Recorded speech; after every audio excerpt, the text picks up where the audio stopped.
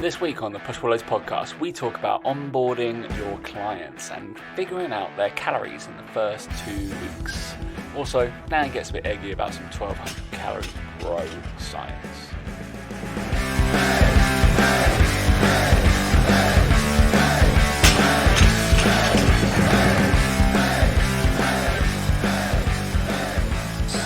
Three, two, one. We're back in the gym. Hey guys, welcome to the Push Pull Legs podcast with myself, Damik. And me, Tom Hall. What's going on, bud? Oh, it was good to be back. I didn't quite anticipate the level of outpouring I'd get from clients about how much they enjoyed being back. Like, I knew it was coming, but everyone's in such a good mood this week on their check-in. Everyone has been to the gym anyway. So yeah, that's good. Yeah. Which is wonderful. I'm happy. I'm happy it's open. It was like I've literally put workouts in. You know how we used to sit down and organize our diary for when we would like train together? Yeah. Literally done that.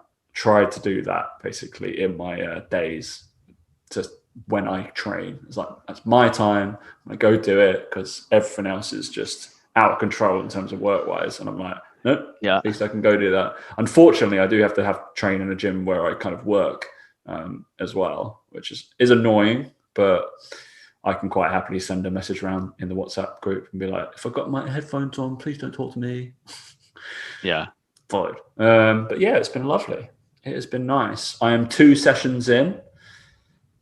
I've only written 3 days a week. I've only written. I drop messaged Kevin Carr and just asked him to program me. Oh, did he send you over the Mike Boyle special, what they're doing this week? Basically, he was like, I'll send you my book and do that. Yeah. I was like, all right, yeah. I was like, honestly, just send me whatever your athlete or your adult program are doing for the next couple of weeks and I'll do that. He was like, screenshot, bosh, there you go, do that. Yeah. So yeah. I was like, I just can't bothered. I'd rather somebody just send it to me. So I'm like, that's what I'm doing. Off I go. All right, and I'm filling it in. Lovely job. No, it's good, isn't it, when you got a plan rather than having to write yourself? I think you just do the old iPad Minis come out again. Take that around to Josh. Yeah, Daniel Meek used to be the captain of the iPad Mini. He used to walk around that when he was PTing all the time. I think one of the best purchases a in-person personal trainer can make is an iPad Mini. Not a big iPad Mini. iPad Mini just fits in lovely everywhere. The phone looks unprofessional. The iPad is too big. The Mini is whenever. Don't worry about it.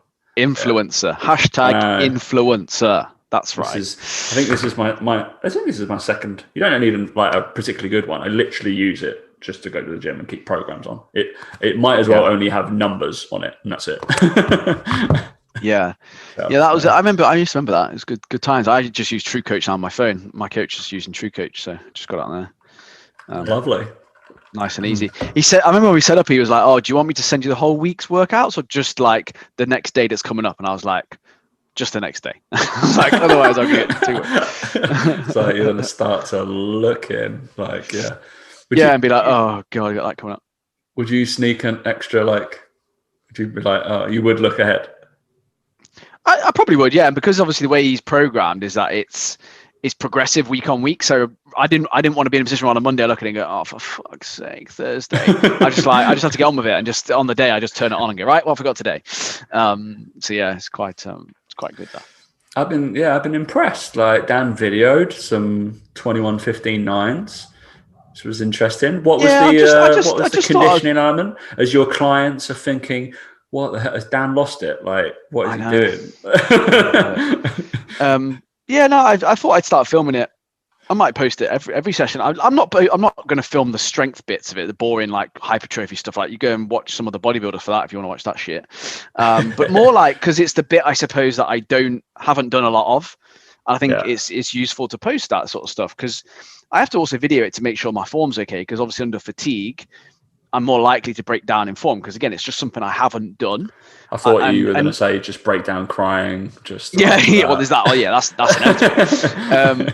But yeah, just to get an idea of, because I even noticed from watching one of the videos back with, certain movements that I could have done a bit better, and I could have thought more about it and things like that. And I'd never used a ski erg before. Ever in my life. You're not? Ever. No. And I have no idea, by the way, how John Clark did 24 hours on one of those. Oh, mate, he's got a ridiculous record, isn't he? He's got. I think he did have. I think he lost it, unfortunately, but I think he did have for a bit. I think someone beat him on it. Yeah. Fuck that. Max distance won it on 25. I think he's got a world record for his age. No, his age category, male age category. Yeah, because there's more than one person that's now tried to do it in the world. Like, why would anyone try and do that? Like, so there's a girl who has just recently. She was training at third space for a long time, and then quit her private equity firm job to basically chase being a PT, and loved CrossFit and all over that. She is Captain Ski Erg. If you want to see someone who's completely mental, there's a girl called Louisa Sondergaard, who I think she over lockdown, she just turned flat into a gym. And I think she must hold, I'm going to go for about 3 or 4 world records, and then maybe 3 or 4 kind of, there we go. World record ski erg, 5 kilometer, 6 kilometer, British record ski erg, 1 minute, 500, 1K, 2K, 5K, 6K. Yeah. Yeah, it's just I liked it because it's different type of cardio, obviously, to just doing stuff like running, obviously, where your knees get a bit fucked, whatever. And I've felt my quads get a bit tight from doing the running and stuff, but I'm still enjoying it. Yeah. But the ski ergs in there, because it's just a little bit different, I think, as well. But yeah, I'm going to start filming that bit of it because I think it's different. It's a bit more entertaining to watch than just someone bench pressing, whatever weight they're using. But yeah, it's just interesting to look back on, I think, for that, and it fits into a reel quite nicely. So I thought, fuck it, I'll just keep posting the shit that I'm doing, and people can have a little look and a little nosy. But yeah, it's good. It's good to have something different to focus on in my training. I'm not gonna lie, and you do feel better. I get that, the runner's endorphins. That whole you do feel good after doing it, which is nice. And I'm already seeing slight changes in how I look slightly, because my nutrition doesn't really change that much. But interestingly, I noticed as well, from going back into the gym and training harder and doing stuff, I've gained weight because of all the carbs, inflammation, water retention, everything like that. It's my weight's actually gone up because it's just not used to it. It's not been used to having to fucking do anything, which has been interesting to see. But yeah, no, it's good. It's good fun. I think everyone's glad to be back, aren't they, in the gyms? So. Yeah, it seems like that. So, and anybody who's listened to this and hasn't kind of attempted to go back, because I'm sure there's some who've kind of I'm a little bit even not. I don't think there's the fear factor of COVID's there anymore, but it might be just an anxiety factor of kind of walking back in the gym. And obviously, classes aren't really allowed. I think some gyms are doing them outside. So I think the indoor ones, how we've done it, is just we write up the class in chalk up on the mirrors. Those were the classes that they would have done that day, and you can do it by yourself, which is quite nice. And yeah, we got some big screens that you can follow along to. Also, we do have the online stuff, so people still come in because there's obviously virtual classes still happening. That they literally come in, bring their screen in, and do the virtual class in the gym. Yeah. which is fun. It's always fun. We always used to giggle when that you bring in it's almost like doing a home DVD and putting it up. But you're if you come to the gym to do this, there's no weights involved in that. At least in the virtual classes done by First Space, there are weights involved. They're this is for a dumbbell and a kettlebell class. Do this. So it's quite fun. But if they're anxiety, I say it's not just get over it, but yeah, just slowly go back in. Just get kind of comfortable with it again. There's plenty of people wandering around and not really knowing what's what, and just book in to go see a coach as well. I feel like a lot of people haven't really realized. So how many people have I seen? So I didn't train anybody on Monday. Too busy. I think I've probably seen 6 of my clients back in the gym so far. And guess what we've been doing? So this week is aerobic Max testing week. Max testing week. Unfortunately, guys. So if you want to follow my pattern, PTs, this week is aerobic testing week. Next week will be kind of fundamental strength testing week. Believe it or not, call me crazy, but I'm giving them a week to get back comfortable lifting loads before I test them on their weights. I mean, it's bonkers, I know. But so everybody has got basically a test, which is going to be, so I'm doing like a mile on the assault bike is one of my normal tests, my aerobic test. A little bit. Yeah, I know. That's one of my bog standard ones that I like throwing in. That's basically the same as like a 3-minute test on the watt bike. That one I haven't done yet because I think there's a little skill element to that as well. I will be using the ski erg, so I tend to use like a max distance on the ski erg, something like that. It might be a K or 2K. I'll just do it at the end as well. I realize it's not the most valid test. Like, oh, scientists, I'm not going to do that because you can't replicate the exact same session you did. It doesn't matter. Like general pop, it'll be okay. They're not too fast. Yeah. As long as I'm taking the data down, we're probably all right. So I would encourage you, if you're doing it this week, so make the first week or maybe the first 2 weeks, just test like aerobic conditioning. Go for that. Don't test everything. Clients don't want to do that. They don't want to know how much they suck.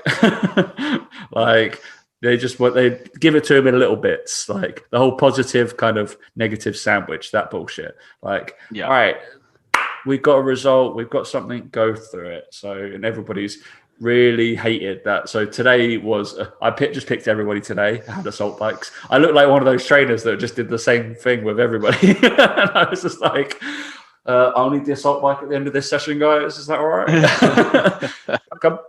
Oh yeah, okay, yeah. But or like, oh, we just got a new piece of equipment. I'm going to use it. That kind of vibe in the gym. Like everybody was like, oh, we've got a landmine. Oh, have we? All right, I'm going to be doing landmine presses.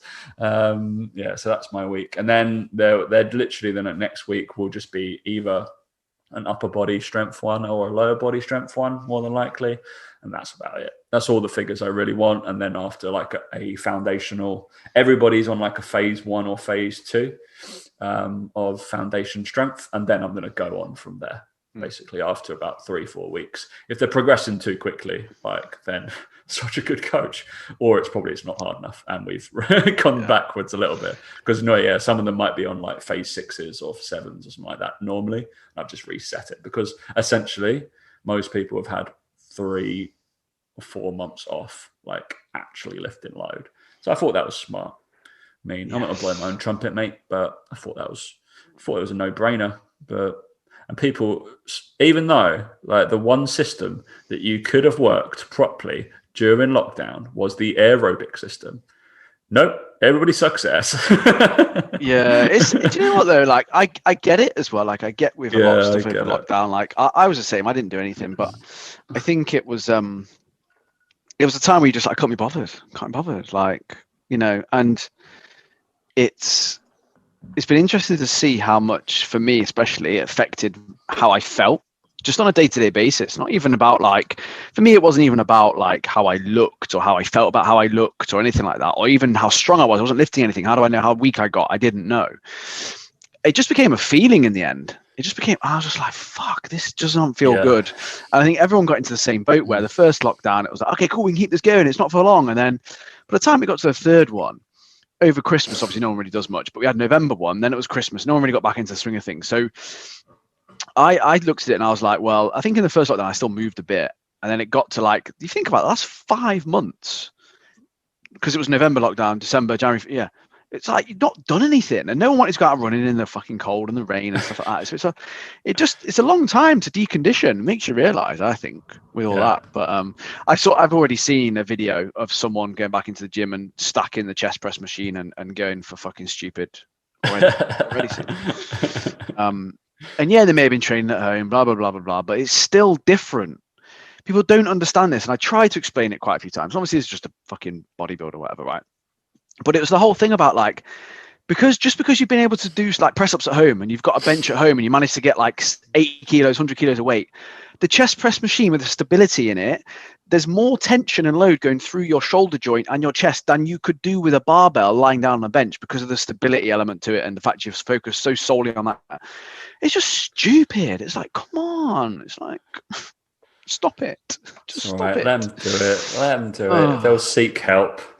There's enough stuff out there. All right. Yeah. So in summary, guys, who knew me and Dan like the gym? Who knew? I know. Who knew? Yeah, absolutely insane. Yeah. Well, I guess have you got your protein bars? Have you got some? Oh, yeah. Next year? Do we have to try these ones again? They're just going to be the same, aren't they? I think we do a little versus. I did buy some more, but not for the taste test. But we should do a taste test. I've just realised I didn't buy you any of them. I should have done. Is it my round or is it your round? Is it? I think it's probably mine, if I'm honest. Anyway, I got just to show you, I got the M&M's high protein. I got the M&M peanut high protein. I did see got these. The Snickers peanut butter high protein and the Snickers white high protein. So just for myself, I got them. I did, and then as soon as they arrived, I thought, actually, probably should have mentioned this. Got them from Protein Pick and Mix though, if you want to go and get them. Of course, they know us. They in Protein Pick and Mix know who we are. Did I tell you I had the apple crumble carb killer as well? Did I tell you that? Yeah, I think so. Yeah, because we mentioned it because I had the apple crumble Kit Kat. Not good. Because you can see that I'm so fit pro. I couldn't be bothered with the carb. I've just found the half-eaten Coco Bueno from last week in the box. That was not good. That one. Yeah. So we're gonna go. I think. Did you eat all of? So we're gonna do little jingle down. I'm not on my flat, so I haven't got a ukulele with me. I feel like it's going to be an on-running joke, and I'm never going to play the ukulele. So I have got one of Nikki's Fit Kitchen ones with me. Have you eaten all that's in my fridge. I think I might have eaten it actually. I might have done. I did eat the birthday cake one, and it was nice. Yeah. I had the fudge as well, Biscoff fudge. That was very good. Oh, I've got the fudge here. Is that good? Yeah. That's not protein, mate. That's just Biscoff fudge. Just to let you know. Before you get excited. I realised I'm just like I've got that because I was like, I might have a little treat. FYI, guys, Easter. I think I've eaten an egg a day since Easter, and I'm still going. It's insane. I know. Hence why the gyms had to open. And I'm full of beans. So we're gonna have Bicky Scoff and Lemon Dream. Basically, mate, haven't we got one more as well? I've got 3 from that. We usually do 2 though, don't we? I know, but I feel like I want to get through these. I mean, this is a chocolate nutter, and I can guarantee you it's gonna be the same as the Bueno. I can pretty much guarantee it. All right, so we won't do that one then. We'll just eat that in our own time. I want to try the Bicky Scoff. That's the one I really want to try. So we're going to do protein bakehouse. I believe I'm going to order from Protein Patisserie at some point in the next. Well, when they seem to sell out within an hour, like even quicker than that. Protein Patisserie, so it's always a good sign. I think that. So we'll get them. So these are the guys. I haven't got the macros. I didn't bring the box, so you can do that, my friend. Whilst Dan stuffs his face, and he's meant to be reading the macros. Of course he does. I'm going to open these. Right. So we've got a protein cookie bar. Oh, we got. It's on the. I'm over the whole them hearing me chew now. I'm over it. Really? Okay, now I'm not bothered. It's actually on the packet. I didn't realize. So 200 calories for the Lemony Dream, 210 for the Bicky Scoff, 20 grams of protein each, 18 grams of fiber. I'm guessing milk, egg, soy, wheat. It's all right. What did you go for? Bicky Scoff. The only thing that has worried me, and I have taken these across London because I travelled. I'm doing the podcast from a different place. You can see all the plants. Is they're a bit greasy, and that annoys me. I guess the grease is because they've literally got greaseproof paper on, haven't they? Like on the bottom. Yeah, it's not very Biscoffy. No. Obviously, it's not going to be, is it? I knew that. 210 calories is not going to be, is it? Is it as Biscoffy as though we can only kind of compare it to the other Biscoffy one we had was through Nikki's Fit Kitchen? Oh, that was more Biscoff. Nicky's was that's you couldn't if you were to blind taste test that, you wouldn't know it was Biscoff, in my opinion. All right, I'm gonna have a little taste. Yeah, go for it. Yeah, like they look. The thing about the bakehouse ones is they do look very good. They look like they're gonna taste different than what they do. If that makes sense. That one was all right though. It's not bad. It's not a bad taste. It's just not a bad taste. It's just not a Biscoff taste, is it?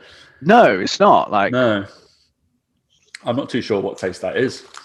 It's a biscuit. It's like a biscuit. If I was to describe it, it's like a biscuit, but it's not a. It's more like a plain hobnob than it is a Biscoff. Like a plain hobnob towards like a ginger nutty taste. Yeah, I feel like there's ginger in it. No. Right, lemon dream. Then here we go. Lemon dream. So as we said, it was 20 grams of a protein, which is the standard. That's the gold standard. We want that. If you can get above it, then pretty nice. It's with these as well. They're like oat bars basically. It looks like oat bars, don't they? And they've always got this layer of like chocolatey stuff on the bottom. It kind of holds it together, I believe. Better. Yeah. See, I'm apprehensive. It's got lemon curd in it. Because it's got lemon curd in it. I'm not a lemon guy. I like lemonade, but I'm not hugely, but that's like that tastes like a lemon drizzle cake. I mean, it smells. It tastes like a lemon drizzle cake. Yeah. I'm okay with that. Who's buying lemon? Like, what is your name? Oh, Betty? mate, a good lemon drizzle cake is quality. You're so northern. It's insane. Mate, a lemon drizzle cake that's nice and moist and sweet and like sharp. Oh God, it's moist. It's the moistness that does it. It's the moistness. Yeah. Has to be right. The lemon one's the best one out of the lot we've tried. Tell you that now. I can't go over the lemon. I just don't like lemon things. I don't think. Oh, I'm not a fan. I could eat that. It's boring. I'll send it to you. Yeah. Okay. Right. If you don't like lemon things, don't get it. If you don't mind a lemon drizzle cake like me, then you'll like it. I think that's the thing, right? I don't mind them, but I prefer a lemon in a nice drink. Gin and tonic, yeah. Having it in a nice gin. Well, mate, lemon. Who's putting lemon in that? You want a nice little cucumber. All right. So you're from London. Fucking hell. Cucumber in your G&T. Yeah. Lovely. Yeah. Those are both. Do you know why? Right. Why I like the lemon is because it tastes as it's supposed to taste. It tastes like lemon. It's got lemon in it. It tastes like lemon. I will give it its credit. It does taste how I thought it would taste. Like lemon. Yeah. Those others don't taste like what they say they're going to taste like. So and as always, these are good bars. All right, don't get me wrong; they're better than most bars, 1,000%. They're just not on the rating from I don't know from Quest. They're better than CMP jam roly polies, whatever the fuck they are. Yeah, we're talking at the high end now of protein bars. We're not talking, your Nissan Micras, your Vauxhall Astras, whatever. We're talking like top range, that car, like Ferraris, Aston Martins, Lamborghinis. We're at that end of the protein bar. This is a basic Jag, that kind of thing. Yeah, it's an old man Jag in it. It does a job, and someone will probably like it somewhere, but realistically, not most people are going to pass on that for better options out there. Yeah, the mileage could be better, exactly.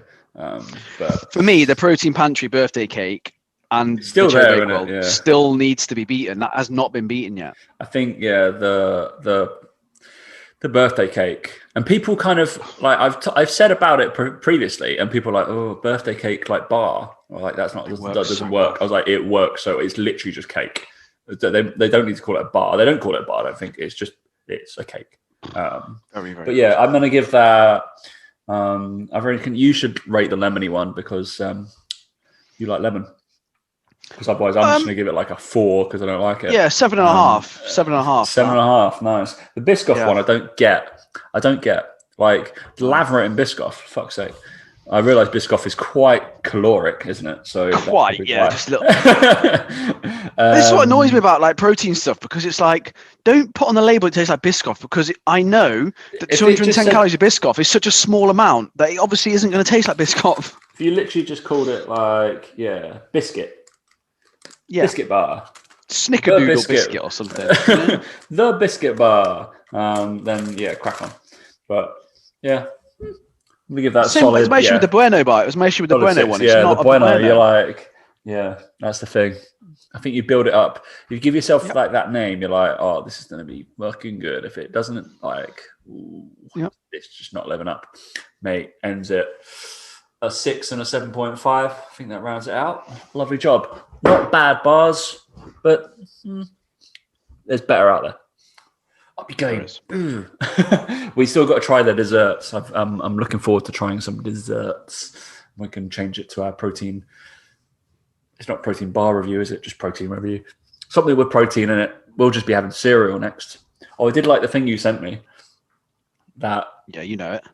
The second I saw that, mate, I thought of you. And to prove this, how much Dan sees this and knows me better than my girlfriend, she sent it to me the day after. And I was like, Dan sent me this yesterday. You don't love me. It's like, that's what it's about. Be there. Basically, it was like a protein shake kind of thing, but you could like have your cereal and your milk and like in the thing, and you just have your cereal milk on the go. Lovely. So good. So good at that. Realised that that brings you back. What I mean, I haven't talked about this in a while. I think Joe tried they're fucking awful. People were getting excited about them. They're like, oh, I haven't tried it. Like the strawberry white chocolate Cocoa Pops. Oh no, never gonna absolutely be good. Never going to be good. Awful. Which did elude me into thinking and have a slight debate in the best cereal residue milk. So the milk that is left over after eating the cereal, what is the best milk that is left over? Which is a serious question. It's a serious topic. We're going to get into calories and you arguing on the internet in a minute, but it can't be Crave because the chocolate doesn't go into the milk. I think it's curiously cinnamon, you know. Curious, I'm gonna go. Yeah, I think like because cinnamon milk is nice, isn't it? I think we had it when what was it? Serial Killers, was it? Serial Killer Cafe was still. It's not a thing anymore, unfortunately. I think they shut down. I think they shut down. I think COVID killed them. It was a great store. Don't care when people are like, well, you're going to pay £3 for a cereal bowl. I'll pay £5 for a cereal bowl. I hate that stupid argument as well because it's like you pay £3 for a coffee, you moron. Yeah. Shut up. And and you knew how much that cost. And they're always like, the thing is like, oh, support the like the little boutique ones, the independent. Yeah, they literally had 2 shops. Yeah. They started with 1. Like that's supporting independence. Like instead of your £3.40 like caramella matcha killer mana latte. Don't have that. They cost like at the services when you're like I'm driving to Dan at the services. Those Starbucks cost a fucking fortune, and I live in London. That's insane. They cost more than down the road in Marylebone when I have to drive to Daniel. So, Jesus. I just think it's just that whole argument that people just don't understand how it works. Like in general, like, yeah, you know, that T-shirt, you could buy it for £3 from Primark or you buy it for £20 from Topshop or whatever. Like, it's just that's what you're paying for. Like, it's called capitalism. Oh, yeah. I don't understand. Did you go out to the shops Monday? No. I've got nothing to buy, mate. Don't need to buy anything. I did go to the coffee shop. I went to the coffee shop, I went to the gym, and it's just nice to see people out and about. I'll tell you what I have noticed is people are far less bothered now. Like not as many people wearing masks out and about, walking around and not sort of keeping their distances from people. And it's just a bit more like, fucking hell, come on, let's get back to normal quick. Normal, isn't it? Yeah. It's nice. Yeah. I didn't rush back to any shops. I haven't even eaten out as well, which is normally a big thing for me. Haven't eaten out, but it's also too cold to eat outside, I feel, yet. Yeah. We will like find some stuff that has like terraces and stuff like that, but we'll see. I'm looking forward to it, but I've got to select my first restaurant back quite carefully, I feel. I think it's quite a big deal for me. Laura got me a Bleecker kit for my birthday meal. She did consult me. Yeah. That was very well done. I had a panicked text message going, Tom, which one's the burgers that Dan likes? And to be fair to her, she did remember before I replied. So I was like, she did, yeah. I had a stream. You know when like somebody sent you some messages and then I haven't replied yet, and then they're like, oh, I've actually already found it. Like, already fine. I was like, yeah, he does love the Bleecker ones, but I was like, here's some other ones that have also got those if he wants to branch out. But I was like, go Bleecker because it's pretty safe. And if we know Dan, like he likes a home run hit. It's fine. He likes what he likes. Yeah, so I think you've got to go to Burger and Beyond, haven't you? Surely. Ooh, yeah. I don't know if they have terrace though. That's the only thing outside. Oh well. I have to have a look. They probably do takeout. Do they do takeout? Oh, they definitely do takeout. Yeah, we ordered Burger and Beyond to the office. It's only down the road. So yeah. All right, mate. We have to talk vaguely topical for Dan, and I guess there will be an influx of clients and opportunities, I believe, for personal trainers with the gyms reopening. And what I would like Dan to do, considering he got a little bit aggy on his Instagram today, and I would like you to talk talk through what you do as a coach. Not like to too much in-depth detail because people can buy the playbook if they want to do that. You're going to talk about your onboarding week and what Dan does to decide what calories that person is probably going to be on for the future. So this has been a topic in one of my protein groups as well. And I did chime in and say, this is a version of my 1 week or 2 week onboarding to figure out calories. Because yes, we could use a Captain-Mercado like formula, but I'd probably rather do the kind of coaching personal aspect of being the PT than just go, off we go. I've done my Captain-Mercado formula, off we go. So there's a few formulas out there. That's the one that we recommend. I don't know whether you recommend, if you're going to quickly do that, because it's the one that's it's the one that's meant to take in lean muscle mass into account. That's the only one. So maybe use it as a rough guide, but you still do your onboarding week. But yeah, Dan, onboarding, calories. Can you possibly live off 1,200? Let's go. I will. I'm gonna keep poking the bear as we go forward. Yeah, I bet you are. Yeah. So basically, like when someone signs up or whatever, we will go through the same sort of process with every single person. So when they get signed up, they get sent a video on how to use MyFitnessPal to make sure they know how to use it. And even if they think they know, I still get them to watch it so that they are aware of little things that maybe not be doing so well and all this sort of stuff. So that's number one, is you have to know that they know how to track first and foremost, because you can't just say to them, track for me, because what if they don't know? So start with that. Obviously fill out a questionnaire for us based on, in fact, do you know what? I could probably get it up in front of me if I really wanted to. So they go through a full questionnaire about, their rough history, things like that, things like any health issues they've had, et cetera. But also within that, they also have questions around like their knowledge level, whether they know how to track food, whether they've heard of macronutrients, whether they understand calories, obviously their goal, how active they are, if they do any leisure activities. Just going through it now. Females as well, like their cycle, all that sort of stuff, because that's important to know, again, from a caloric point of view. How well they sleep, things like that. So that's the kind of like the background. And then into the nutrition section is like, where do you currently get your information from? Do you have a good understanding of macros? Do you know what flexible dieting is? Are you able to cook? That's a pretty important one. Do you have access to recipes? What other diets have you tried? Are you vegan, veggie, et cetera? Do you have good knowledge of tracking food? Do you have time to prep? All these sorts of things. Do you know how to use an oven, microwave, whatever, right? Sounds a bit stupid to go into that level of detail, but it's fucking useful. So once you've got that, we then say, right, now what I want you to do for 1 week is track all your calories and keep a consistent food diary for 7 days. So in the 7 days, they will track all their food intake, everything that passes their lips, everything they drink, et cetera, goes into the food diary. And you tend to notice patterns within these people, all this sort of stuff. But basically, we also get them to weigh themselves every day during that, what steps they've done, training they've done, how they've slept, et cetera. And from that, you can get a pretty good idea about where things are going wrong. And people, usually do similar things, that they'll eat pretty low calorie during the week and then have massive weekends, or Friday night, Saturday night, they just didn't track, for example, that kind of thing. And it gives you an idea of where they're at with things. But usually from that assessment week, you'll know exactly where you need to start with someone. So some people, I still won't know what calories I need to be on after that 1 week. It's 1 week. Like, how am I supposed to know? But what I do know is that they're only eating 60 grams of protein a day. And during the week, they're eating nothing. And then at the weekend, they're binging on chocolate and takeaways. I don't need to worry about what their calories are. I don't need to worry about it. They need to eat more protein, eat some more vegetables, and consistently eat more during the week, so they can not then binge their tits off at the weekend, right?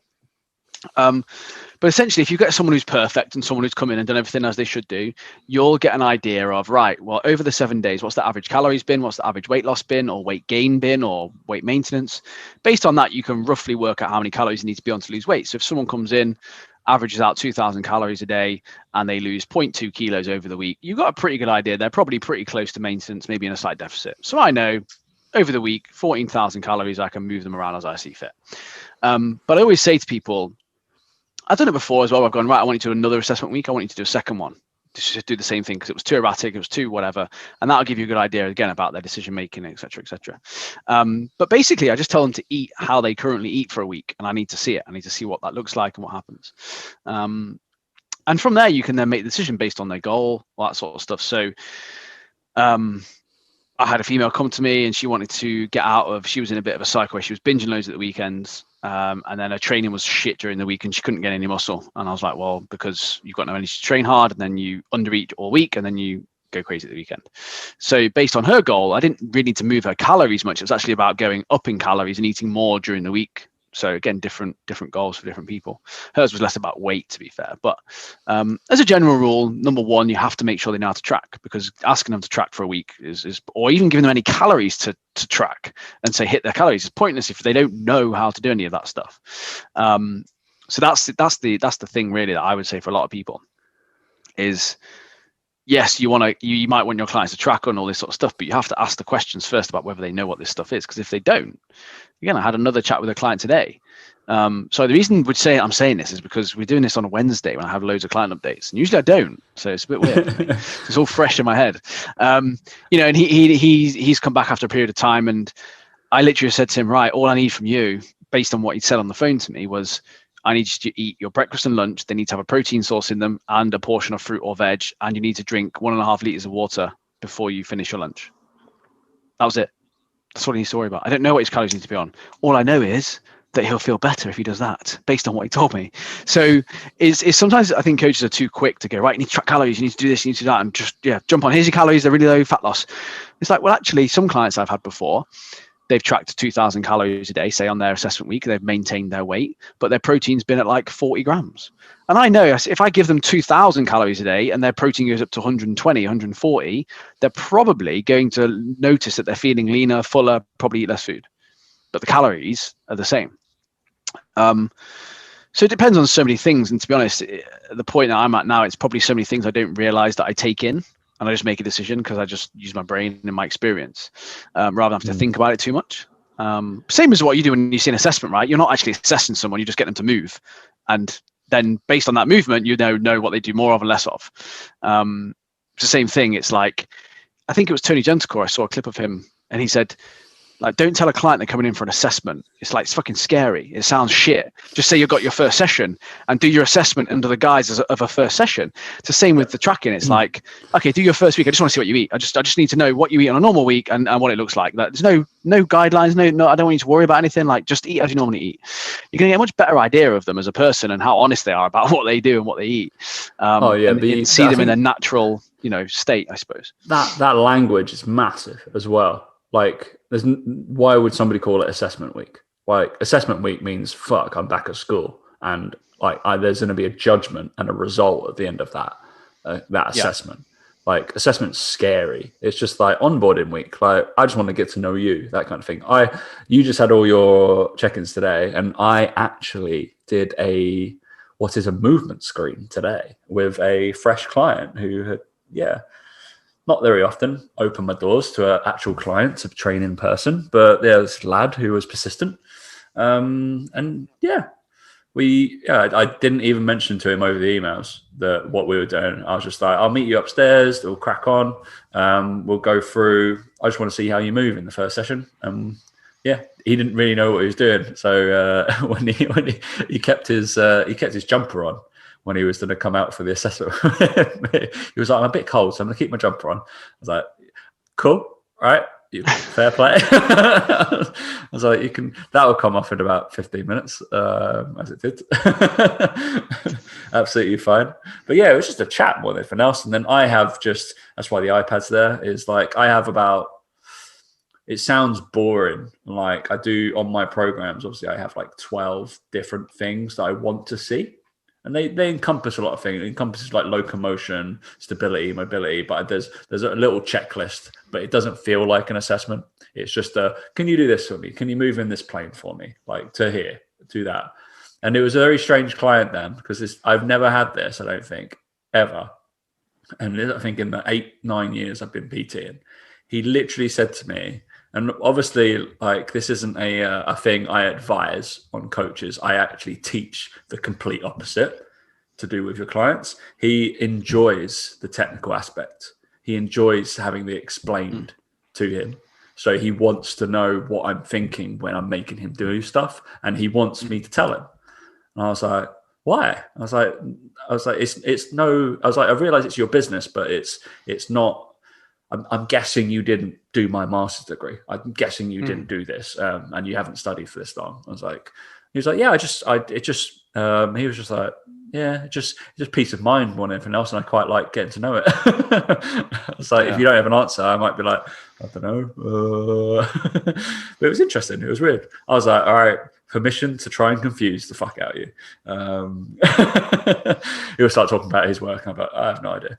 But yeah, the onboarding weeks for nutrition, I would say when I did them more currently, in terms of online stuff, mine would be fairly similar in the aspect of I'm nowhere near as in depth and never built out the stuff of like all of my Fitness Pal stuff. I'd probably be more hands-on with that kind of stuff when I did it, but Dan's built his business far better than I did for nutritional coaching. Hence why I'm not a nutrition coach. But yeah, in terms of in person, I would sit down and within that be like, if we don't know how to use my Fitness Pal, I will run over the basics with them and just like do this. And then as long as you add me as a friend, I can have a little look at what you're doing like throughout the thing. And I'll make sure I do before their next kind of session, as it were. And yeah, it's just letting them be comfortable. I think that's the biggest thing of like when they're onboarding is just don't word it as something crazy and just let them eat. Yeah, no, that's it. It's simple as that. It's I think sometimes when people try and confuse people from the bat, and PTs are very guilty of it, is it's trying to give them, you want to show off everything you know straight away, and it's like, no, they've come to you for the result, not for you to show off their knowledge. Like, just get them a result they want. And that's where, like, with the questionnaire, it's really vital. Like, some of the questions we ask can seem a bit sort of like pointless or seem a bit over the top, but sometimes they're the ones that give you the most information. With it, I think as well, it's important to remember that is it gives you an idea as to why someone struggled up to this point potentially. Yeah. So would you say, so week 1, you're not going to give someone 1,200 calories to eat? Oh no, definitely. Everyone goes on 1,200 calories. Every single client of mine goes on 1,200 calories. It just annoyed me. That just annoyed me. Right. 1,200 calories, Dan. Is that the bare minimum anybody can eat ever? And they die. So that this has come 11:50 and this has come up because on James Smith's story today, not James Smith's fault, someone asked a question. And the question was like, oh, my coach has put me on 1,200 calories for 10 to 12 days, like crying face. What should I say, or what should I do? I can't remember what it was exactly. I'll find it because it's on my Instagram, right? Any idea why? Well, no, he hasn't got any idea why, has he? Because he's not your coach. Ask your fucking coach. But anyway, it got me going because I've also seen quite a few posts about the whole, like, you shouldn't be eating less than 1,200 calories because that's less calorie needs than a toddler. I was like, okay, like, how do you know what the calorie needs of a toddler are, for one? But whatever. Who's getting toddlers to track food? But also toddlers are fucking growing a lot and move around a lot, but neither here nor there. Again, it just shows people's lack of understanding of metabolic processes, for one. But also it annoyed me because I see it a lot of like people give their calorie number and they go, oh, that's too low. And it was in the Gym Outcast group, the one that's full of absolute morons, right? Someone posted in there, they were a guy, 96 kilos, trying to stick to a meal plan at 1500 calories, right? Which sounds too low for someone. And it's like, if you're trying to stick to a meal plan at 1500 calories, you're just going to at some point fuck up, right? But anyway, and all the people in the comments were like, that's too low. You'll never lose weight on that. It's too low. Starvation mode. Your calories should be higher than that and all this sort of stuff. And it really fucking annoys me because people have no clue what calories someone should be on unless they've worked with them for a longer period of time. And I need to make sure that I preface this with saying, look, you cannot blanket prescribe 1200 calories to everyone. You cannot give out a meal plan with 1200 calories. And at no point should you put someone on 1200 calories without a rationale behind it, number one, before I go any further, right? But the fact of the matter is, a very small percentage of the population of people who are smaller, inactive, low levels of muscle mass, thyroid issues, PCOS, right, will need to go on lower than 1200 calories to see weight loss. They will. It's a fact. And it's a fact that I've seen time and time and time again. And this is this is why it annoys me, is that people like that are obviously who doesn't want to be told you're eating too little to lose weight? Oh, I want to eat more. I'll eat more. Yeah, of course I want to. You're obviously going to go towards the coach that tells you can eat more. My point has always been, are they getting you the results though? Because it's all well and good saying, I want to eat more calories. But if you're not seeing the result, that's why you can't eat that many calories. And it is a bit unfair. Life's not fair, right? It is a bit unfair. But I'm a prime example of this. I remember when I was in London as a PT doing 25,000 steps a day, doing 10 sessions a day and training myself, I could eat 3,500 calories a day and I would struggle to gain weight. Struggle. I remember it. And now I eat anything over 2,000 calories and it's like, fucking hell, I probably shouldn't eat that. It's too many calories for me today. I'm not broken. I just don't move as much as I used to. And the fact of the matter is, a lot of people who need to go on lower calories, when you look at them, they don't move around a lot. They don't train that hard. They're not that active.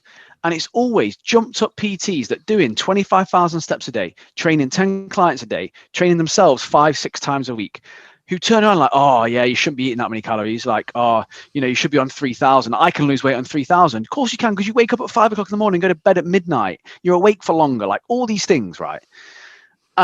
And then you get those idiots that do that. And then it's easy for a coach to go once the popularity, oh yeah, you shouldn't be on that low. Yeah, come with me. You should be on higher calories than that. Yeah, and then they don't lose any weight. And like I said, it shouldn't just be a blanket. But if you've got the data to back it up, you may need to go lower. If someone's on a set number of calories, 1,500, and they're not losing weight, what do? Okay, you can either move more, do more exercise, train harder. I can't. I got work, got a busy family life. I can't really do much more than what I'm doing.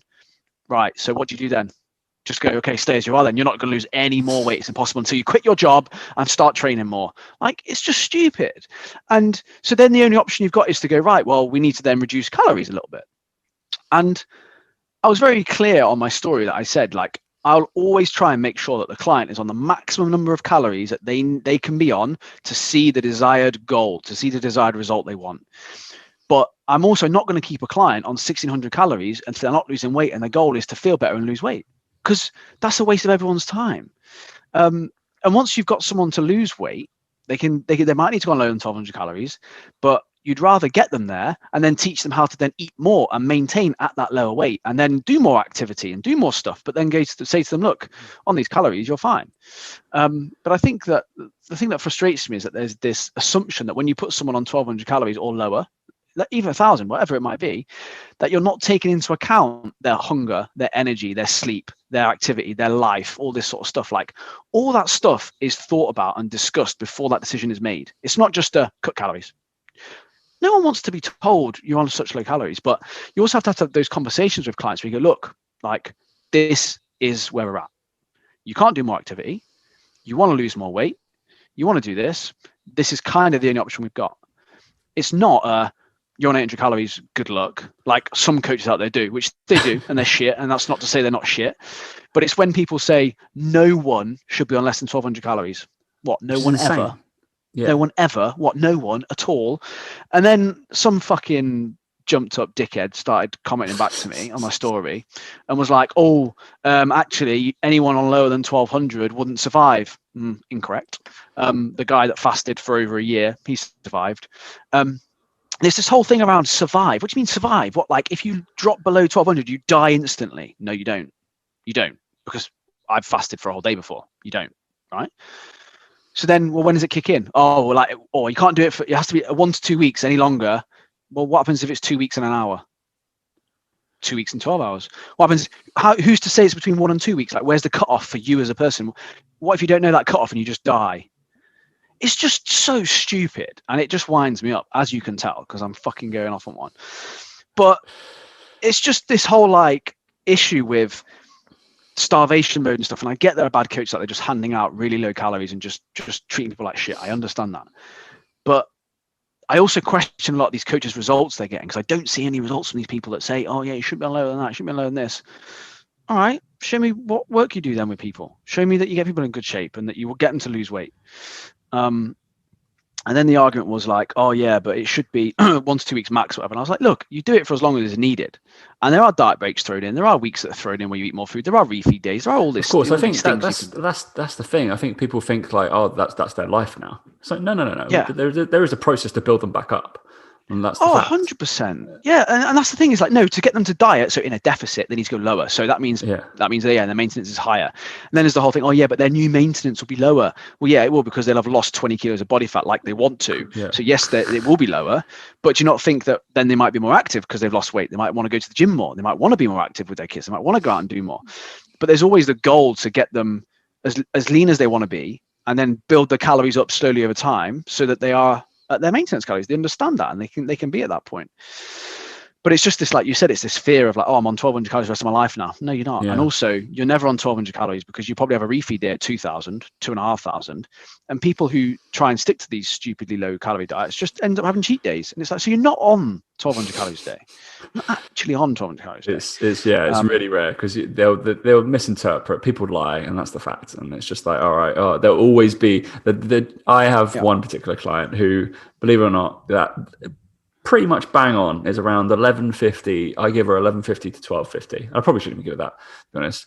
No, full well knowing I'm going to have a story of, like, obviously work's tough or lockdown's tough, but knowing the story that, like, oh, I just blew out at the weekend or blew out this. And I was like, unless that stops, like, possibly these adaptations don't change really. And we lost a lot of weight as well, because I was like, I've got to counteract what you do other time, basically, by chucking you on what is too low. She's okay with it because she gets it. She's like, you can have these calories throughout the week so you can blow out at the weekend. So it's damage control more than anything else, which is fine. And this is the thing, but if that's a choice though. Yeah, it's just there's just a lack of understanding, isn't it? It's just, people see this stuff online, and like I said, people see that, oh well, I couldn't be on 1,200 calories. That'd be awful. No, yeah, of course that's you. That's you. That's not that person. And I just think it's a massive bugbear that obviously, you see all sorts of shit like, oh, you're encouraging eating disorders, you're encouraging this. It's like, well, no, actually, eating disorders aren't actually necessarily food related all the time. So shut your face. And it's just like that whole thing around. It becomes such an emotional topic for people, especially with like the health at every size thing, like them. Yeah, but health at every size, unless you're lean or small, then it doesn't count. Apparently, it's just not every size, then, is it? It's just health at large. Health at large, mate. Yeah. But it's just frustrating, because it just gives good coaches a bad name if they dare to put clients on low calories, right? Because it's seen as bad, and it's not. It's always done with a time period in mind. There's diet breaks. There's all these things involved, because we're not fucking stupid. But again, you speak to some clients and you go, right, well, would you rather diet on lower calories for 6 weeks or slightly higher calories for 18 weeks and constantly feel like you're dieting for 18 weeks? I'll tell you what I'd prefer: 6 weeks of harder dieting on lower calories, and then once I'm there, I can eat more food. Simple. And that's what you ask those questions. You find that out about these people. You work it out. But like I said, no one's ever on like stupid low calories forever. I just hate it. Was just the way that guy asked the question. You wouldn't survive. Yeah, on lower than 1,200, you wouldn't survive. Well, what? So on 1150, I die instantly. No, you don't. So therefore, what you said is stupid. Trust you to pick up on that kind of stuff as well. It's just like, to go the 1 calorie below, and then you're done. You're like, What? That doesn't exist. It's the whole.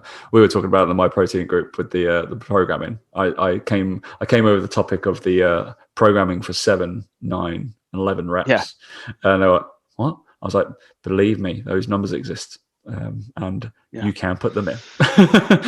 It's quite funny, but that's the kind of trainer that's going to only be like 8s, 10s, 12s. That's all that exists. But yeah, so by all means, people, you can give them 12 months. Just have the rationale. It's like picking the exercise as well in my more field. Like it's have a rationale. Why are you doing it? Do you know what? I'll tell you what it is. I'll tell you what it is, Tom. 1,200 calorie diets, right? Or 1,200 calories, it's like the snatch of the training industry, the training world. It's like most people probably don't need to worry about it or do it or even think about it.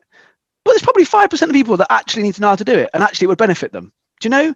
It's that thing of, you are a good coach, or you'll know who or what or when may need a snatch or may need to learn one, right? And then you can still, like, in terms of how you were saying, you're like, you can give them a little bit, like you can do that for 3-4 days, and then we'll refeed you. 3-4 days, refeed you, and that's your dumbbell hang snatch. And that's exactly where we're gonna do a kind of a basic level of it. We don't need to go from the floor because that's going to hinder your performance from your back, and probably go through that. Yeah. We're gonna do just single arm so you can control it, and bosh, we got dumbbell hang snatch going on, because I program those, and I'm going to stick up for it. Why I do that? Because I want to see quick hips sometimes. And also as well, someone who comes in, Tom, and says, "Oh, I've got really, really bad shoulder. I've had 3 operations on it, and it really, really hurts." It's the same as someone coming to me and going, "Yeah, I really suffer with binge eating. Do you know what? I'm not going to put them on 1,200 calories a day." Pretty obvious. Like, but this is the thing: is like all these caveats don't get talked about. Everyone just goes, "No one should be on 1,200." It's like, no, there's a time and a place for these things, and it's just a good coach will know that there's a time and a place for it, and morons on Instagram won't, and that's fine. There's morons. It's the whole like we normally cater for the 8%, but there is a chance that the 10% either side, we're gonna have those clients every now and again.